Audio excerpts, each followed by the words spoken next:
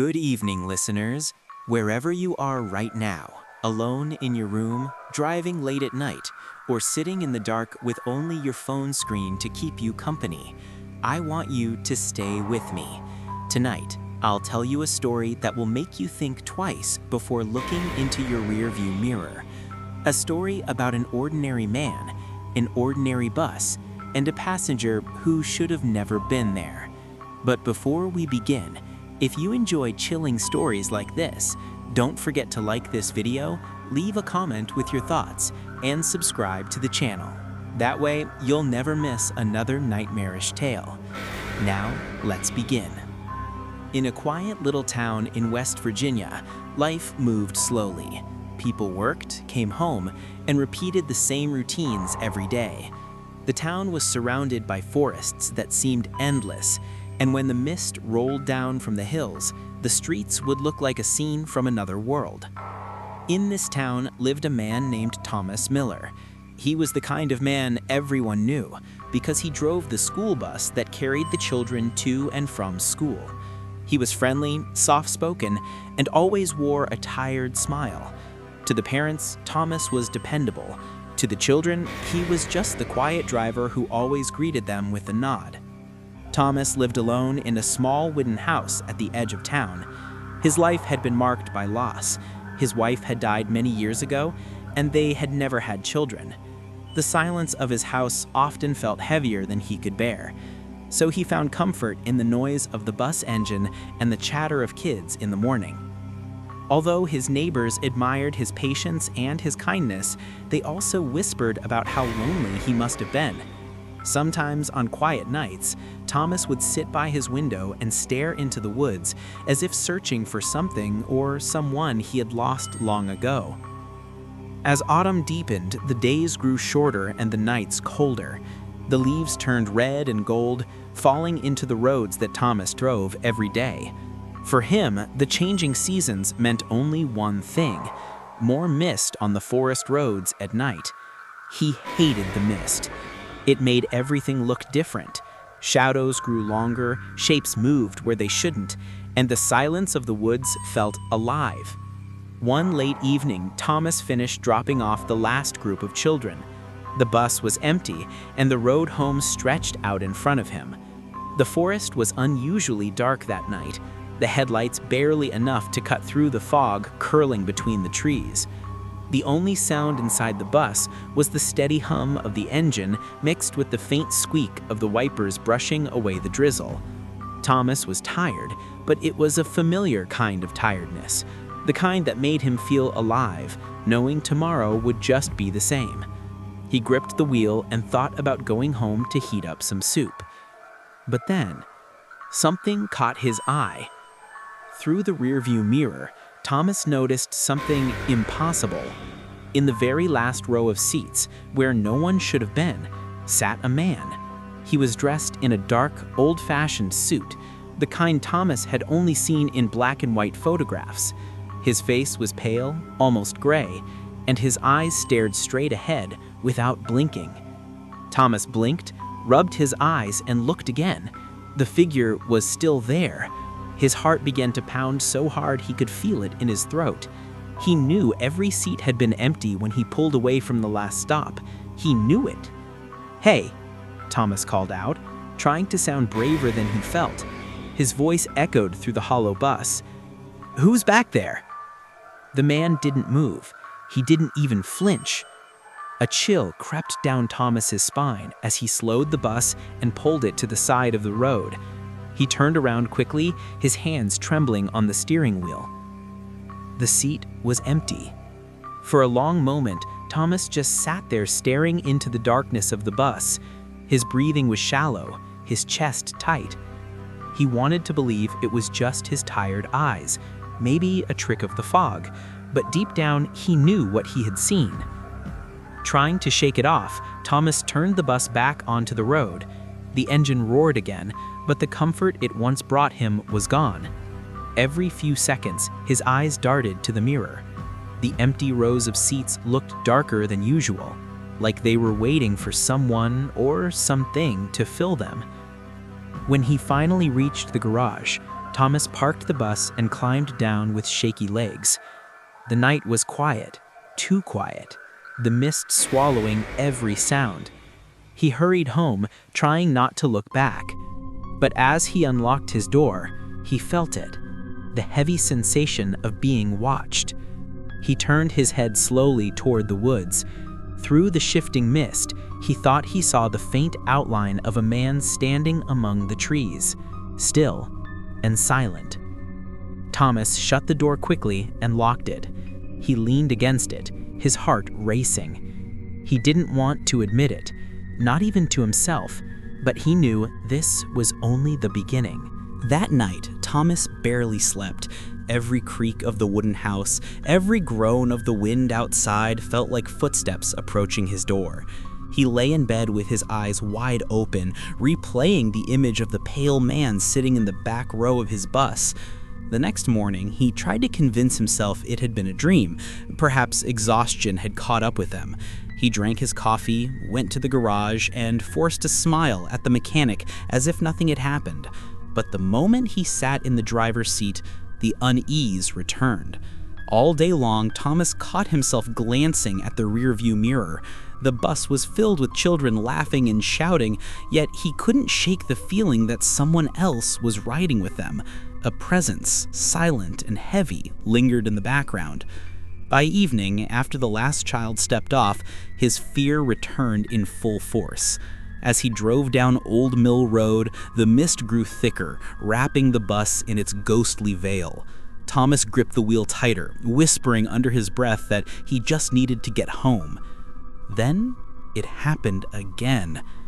Through the mirror, Thomas saw the man sitting calmly at the back, this time closer than before. His face was clearer, sunken cheeks, hollow eyes, lips that seemed almost sewn shut. Thomas's breath caught in his throat. He slammed the brakes, the bus jerking violently. He turned his head around so fast his neck hurt, and again, the seat was empty. Fear turned into frustration. "What do you want from me?" he shouted into the hollow bus. His own voice was the only answer. That night, Thomas stopped by a small diner on the edge of town. He needed company, noise, anything to remind him he wasn't alone.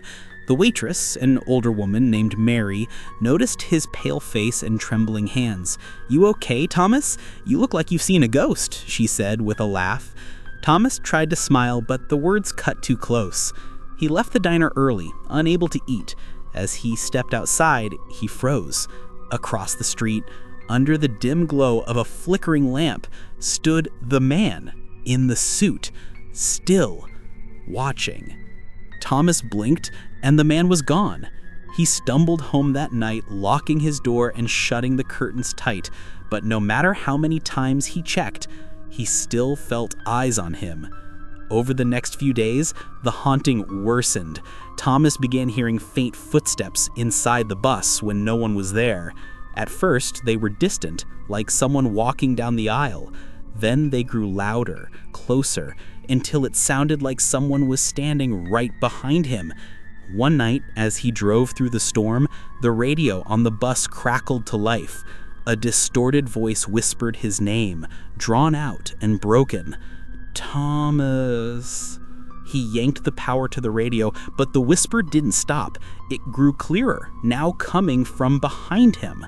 Thomas finally snapped. He spun around, ready to face the presence that tormented him. For the first time, he saw the figure not in the mirror, not in the shadows, but standing in the aisle of the bus. His eyes were hollow pits. His skin stretched tight over his skull, as if he were more corpse than human. His hand slowly lifted, pointing straight at Thomas. And then, as suddenly as he appeared, the figure vanished. Shaking and drenched in sweat, Thomas pulled the bus over and cried into his hands. He knew this was no trick of exhaustion. Something had attached itself to him, something he couldn't escape. That night, the townsfolk whispered about seeing the bus parked on Old Mill Road, with the lights still on. They swore they heard someone screaming inside, though the bus was empty when they checked. For Thomas, the nightmare had only begun. The nights grew longer, and Thomas stopped pretending he was fine. His neighbors noticed the change, his eyes sunken, his skin pale, his hands trembling even during the day. People asked if he was sick, but Thomas only shook his head. How could he tell them the truth? Every night, the man came closer. At first, he lingered in the back row, then the middle seats, then the front. Each night, he moved forward, one row closer to the driver's seat. Thomas tried to avoid the forest road, but the bus route gave him no choice. He prayed during every trip, whispering words he hadn't spoken since he was a child. But nothing worked. The figure always found him. One stormy evening, the rain came down so hard the windshield wipers couldn't keep up. Lightning split the sky and thunder rolled across the hills. The forest road was slick, and the mist was thicker than ever. As Thomas drove, he dared one glance at the mirror. The man was there, sitting only 2 rows behind him. His lips were moving now, though no sound came out. Thomas's grip tightened on the wheel. He shouted, "Leave me alone!" But the whisper returned, sliding into his ears like a knife. "You should have never come here." The voice was so close, Thomas could feel the breath on his neck. His body froze. Slowly, he turned his head. The man was no longer in the seat. He was standing directly behind him. Thomas screamed, slamming his foot on the brakes. The bus skidded, tires screeching, until it lurched to a stop on the side of the road. The headlights flickered, then went out. Silence. Only the sound of the storm outside. Thomas sat frozen, unable to move. Then, in the reflection of the dark windshield, he saw the man's face, inches from his own. The hollow eyes stared into his soul. The decayed hand reached forward, pressing against Thomas's shoulder. Everything went black. The next morning, the sheriff found the bus still running on Old Mill Road. The driver's seat was empty. The doors were locked from the inside. Thomas Miller was never seen again. The town searched for him, but there was no trace. Some said he had lost his mind and wandered into the forest. Others whispered that the spirit had finally claimed him. Years passed, but the legend of Thomas Miller lived on. To this day, people claim that if you drive down Old Mill Road late at night, you might see an old yellow school bus parked in the mist. Sometimes its engine hums, though no one is inside. Sometimes you'll see a figure in the driver's seat staring into the mirror as if expecting someone. And if you're unlucky, you might hear the sound of slow, heavy breathing coming from right behind you. And that was the story of the haunting passenger. If you ever find yourself driving down a lonely road with nothing but the mist and the darkness around you, remember to check your mirror. You never know who might be sitting in the back seat, waiting. This is your host, signing off for the night. Until we meet again, sleep well, if you can. The clock has struck midnight, and the world outside has gone quiet. But inside these walls, dear listeners, shadows stir, and whispers rise from the cracks in the floor. Tonight's tale takes us to a quiet town in Ohio, where an old boarding house hides secrets darker than the night itself. Stay close, keep your lights on, and remember, every house has its ghosts. Before we begin, don't forget to like, comment, and subscribe so these stories may keep you company long after the world has fallen asleep. Now, let us step inside. The house stood at the end of a narrow street, its bricks weathered, its windows dark. Locals said it had been there longer than anyone could remember, always full of tenants, yet never full of life. Mrs. Whitmore owned the place. She was a woman in her late 50s with hair pulled tight and a smile that never seemed to leave her face. The tenants whispered about her, but they never spoke too loudly. Ethan, a college student new to town, rented a room on the second floor. The price was good, almost too good. At first glance, the room was simple: bed, desk, dresser. But the air was heavy, as though the walls had absorbed too many secrets. On his first night, he lay in bed listening to the house groan. Pipes rattled, floorboards creaked, but beneath those sounds was something else. A whisper, faint but steady, just outside his door. He held his breath and listened harder. It sounded like words, though too quiet to make out. Gathering courage, he opened the door. The hallway was empty. Still, the air smelled of incense, sharp and strange. He frowned and shut the door, telling himself it was just old wood, old pipes, old walls. The next morning, he mentioned the smell to another tenant, a man in his 30s with tired eyes. The man froze, then shook his head. "Don't ask questions here," he muttered. "You won't like the answers." That night, as rain lashed against the windows, Ethan noticed Mrs. Whitmore slip into a locked room at the end of the hall. He wouldn't have thought much of it, except he heard the sound of beads clicking together from inside. The sound carried through the halls, rhythmic and steady like a chant. Ethan pressed a pillow over his head, but the sound seemed to grow louder. He finally drifted into sleep, only to wake gasping from a dream. In it, a figure had stood by his bed, wrapped in white cloth like a corpse. Its faceless head tilted, as if watching him. He sat up, trembling. The dream felt too real, too heavy. The scent of incense still lingered in the air. The following days passed slowly, each one heavier than the last.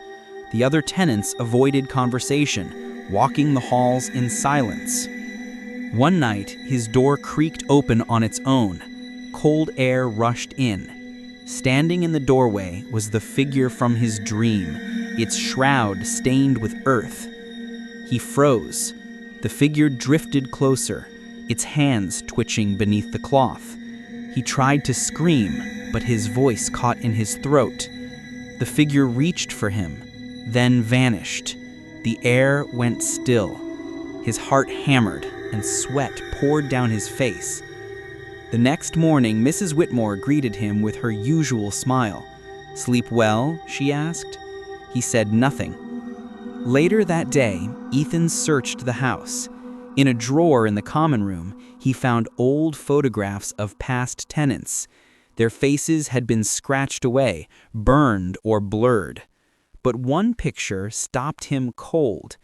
It showed a young man who looked almost exactly like him. On the back was a date, only a week away. He shoved the photo back and hurried to his room, panic rising like bile. That night, the chanting returned, louder this time, stronger. The air thickened until it pressed down on his chest. He knew it was coming from the locked room. Drawn by dread and curiosity, he crept down the hall. The closer he came, the colder the air grew. His breath came in fog. He pressed his ear to the door. Voices whispered inside. Among them, he heard his own name. His knees weakened. He reached for the knob, but before he touched it, the door rattled violently. Something inside clawed to get out. He stumbled back, gasping. Then silence fell, and in the silence came a knock. 3 times. From the other side. He ran, slammed his door, locked it, but when he turned, the figure was already sitting on his bed. Its faceless head tilted toward him, waiting. And in the doorway, Mrs. Whitmore appeared, candle in hand, beads clicking in her palm. "It's almost time," she whispered. Ethan's heart raced as Mrs. Whitmore stepped inside. The figure rose, bowing its head toward her like a servant before its master. She smiled. "You've been chosen, Ethan. Few receive such an honor." He shook his head, voice shaking. Chosen for what? Her eyes gleamed in the candlelight. To stay. The figure reached for him, cold, seeping through its twitching hands. Ethan bolted for the door, but it slammed shut on its own. Running won't help, Mrs. Whitmore said. The house always keeps what it wants. The figure leaned closer, its faceless void only inches from him. His lungs burned as though the air had been stolen from them. Then, just as quickly, it pulled away. Mrs. Whitmore lowered her beads, her smile calm. You have 1 week. After that, the house will take you. Her words clung to him like chains. In the days that followed, Ethan tried to escape. He slept on friends' couches, wandered the town, even called his parents in desperation. But no matter where he went, the figure appeared. In the corner of rooms, by his bed, reflected in windows, always waiting. On the 4th night, he returned to the house and found the tenants gathered in the living room. They sat still, eyes vacant, as Mrs. Whitmore chanted. Incense filled the air, choking him. The tenants swayed slowly, lips moving silently. One turned his head toward Ethan and whispered, "Almost time." Ethan ran upstairs, heart pounding. But the chanting followed him, crawling under his skin, filling his skull. That night, he dreamed again of the figure. This time, it wore his face. He woke screaming, drenched in sweat. From the hallway came the soft glow of candlelight. Mrs. Whitmore's shadow stretched beneath his door. "One more night," she whispered. "Just one more." The storm outside battered the house, windows rattling, thunder roaring. Ethan sat curled on his bed, waiting, praying for morning. But morning would never come for him. The figure appeared at the foot of his bed. This time, it did not vanish. It stood, patient, inevitable. "Please," he begged, "I don't want this." The figure tilted its head, then slowly loosened the cloth around its face. The shroud slipped away. Beneath was Ethan's own face, pale, lifeless, and smiling, with a grin that wasn't his. He screamed, but the storm swallowed his voice. The figure climbed onto the bed, gripping his arms. Cold seeped into his bones. Mrs. Whitmore appeared, chanting louder, faster, beads clattering in her hand. The tenants gathered behind her, their blank eyes fixed on him. The walls warped, shadows stretched, the air collapsed inward. The house itself pulsed with hunger. Ethan fought, thrashing, but the bed dragged him down. Fabric tore under his nails as the darkness swallowed him. "No," he cried, but the figure only smiled, his own smile, pulling him deeper. Mrs. Whitmore's voice rose above the storm. "It's done," she whispered. "Welcome home." The last thing Ethan saw was his lifeless double staring back at him. Then all went black. Morning came. The tenants gathered for breakfast, silent as ever. Mrs. Whitmore set another plate at the table. "Eat up," she said cheerfully. "We have a new member." A chair creaked, though no one sat there. The tenants didn't flinch. In the drawer upstairs, another photo appeared. Ethan's face, smiling faintly. On the back, another date had been written, 1 week later. The cycle had already begun again. And so, dear listeners, the boarding house waits. Its walls breathe with secrets, its rooms hold more than the living, and its shadows stretch for the next soul. If you ever pass through a small town in Ohio and see a brick house with windows too dark to see inside, keep walking. Don't look, don't enter. This is your host, signing off into the silence of the night. Lock your doors, watch your mirrors, and remember, the dead are never truly gone. Good night. Sometimes, the most terrifying neighbors are the ones who aren't supposed to exist. Rachel had only been in her new apartment for a few nights when she realized the vacant unit next door wasn't empty at all, and what lived there wasn't human. Rachel had just moved into a quiet apartment complex on the edge of a small American town. The rent was cheap, almost suspiciously cheap, but the place seemed cozy enough at first glance. The only thing she didn't like was the empty unit next door. Its windows were always dark, its curtains half torn, and it smelled faintly of mold whenever she passed by. On her very first night, Rachel woke up at 1:47 a.m. to the sound of soft crying. At first, she thought it came from outside, maybe a stray cat or a drunk neighbor. But when she listened closely, her stomach tightened. The sobbing came from the empty apartment right beside hers. She sat up in bed, straining her ears.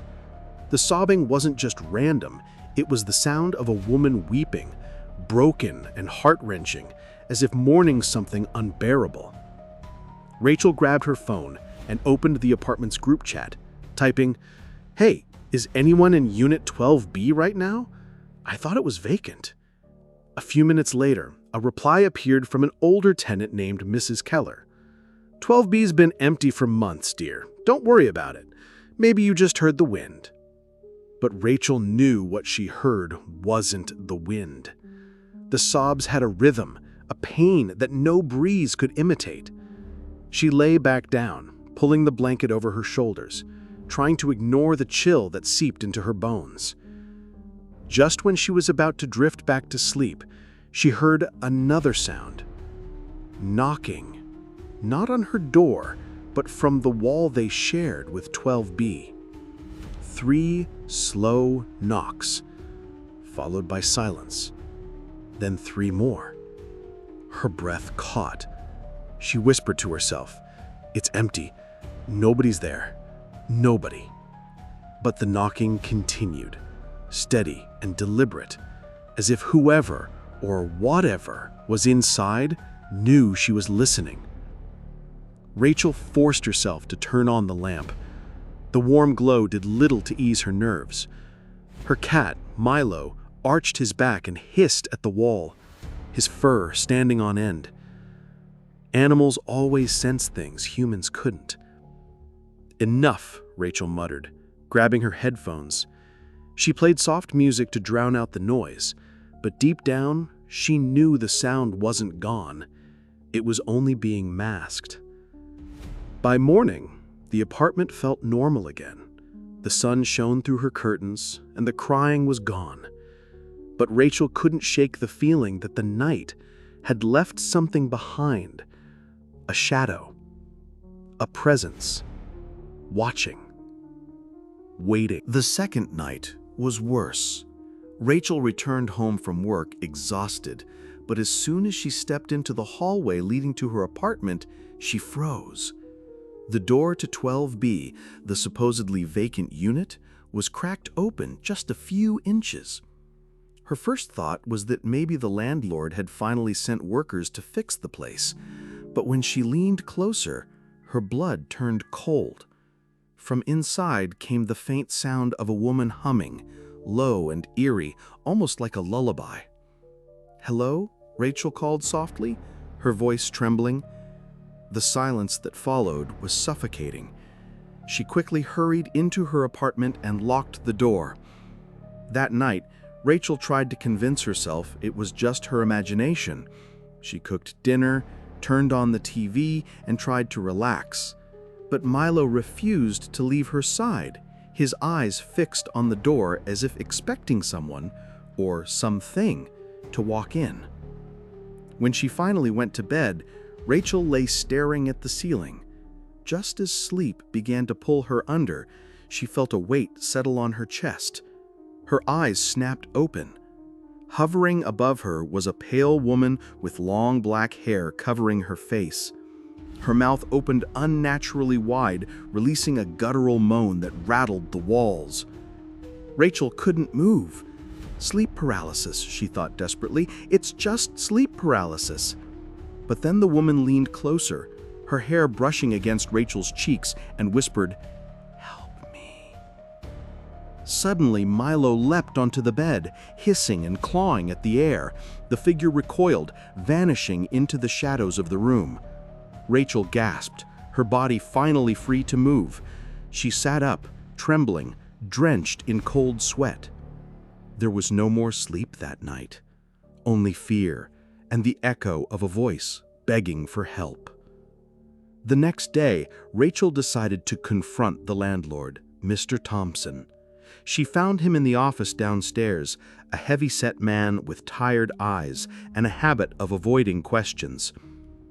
"Mr. Thompson," Rachel began, "I need to know what happened in 12B. Because someone is in there. I heard them. I saw." She hesitated, unsure if she should mention the woman. Mr. Thompson's face darkened.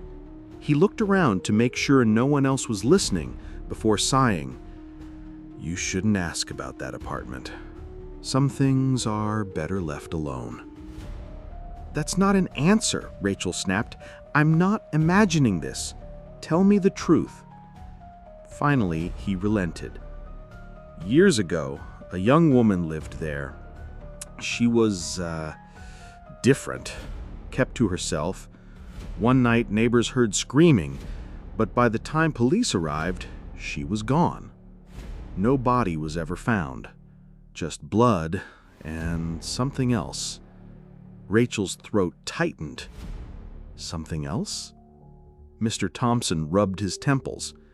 "They said her back was not right, torn open, hollow like something had been ripped out of her. Some call her the hollow back woman. People claim they've seen her wandering the halls searching for what she lost." Rachel felt sick. This wasn't just a haunting. It was a tragedy, a wound that refused to heal, and somehow she was caught in it. That night, Rachel triple-locked her door and left every light on, but no amount of light could keep the darkness away. At 2:13 a.m., the crying returned, louder this time, as if the woman were right inside her bedroom. Rachel covered her ears, but the sobs pierced through, vibrating in her skull. She looked toward the corner of the room and froze.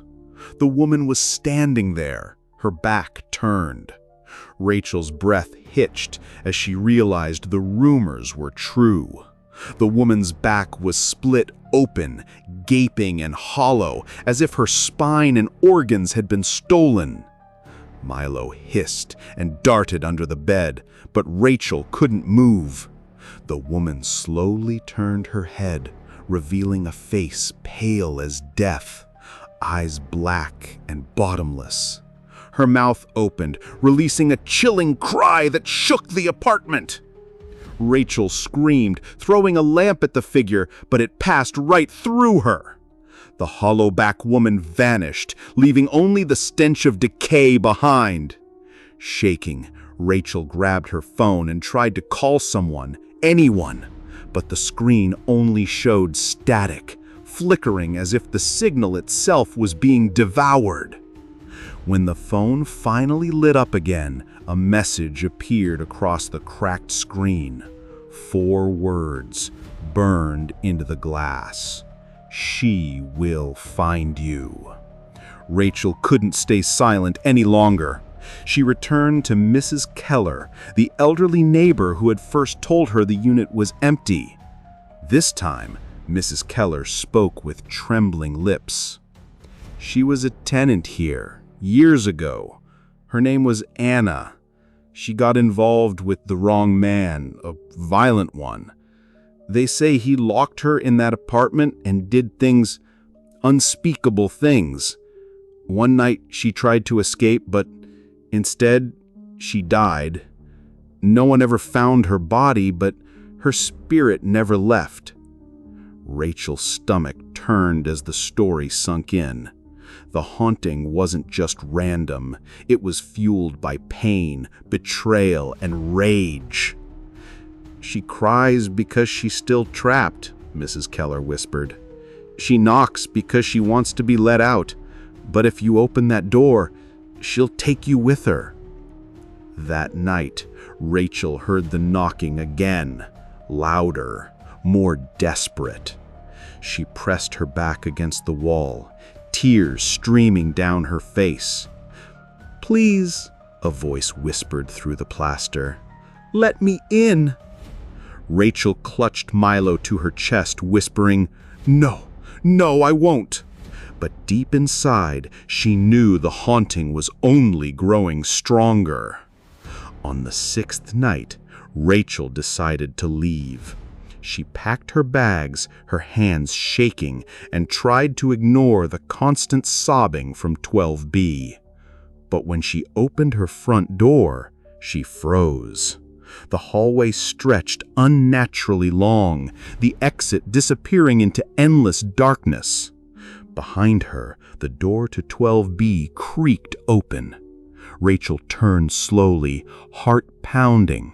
The hollow-back woman stood in the doorway, her broken body illuminated by flickering lights. Her empty back gaped wide, oozing shadows that writhed like living things. "Stay with me," the woman moaned, stepping closer. "I'm so lonely."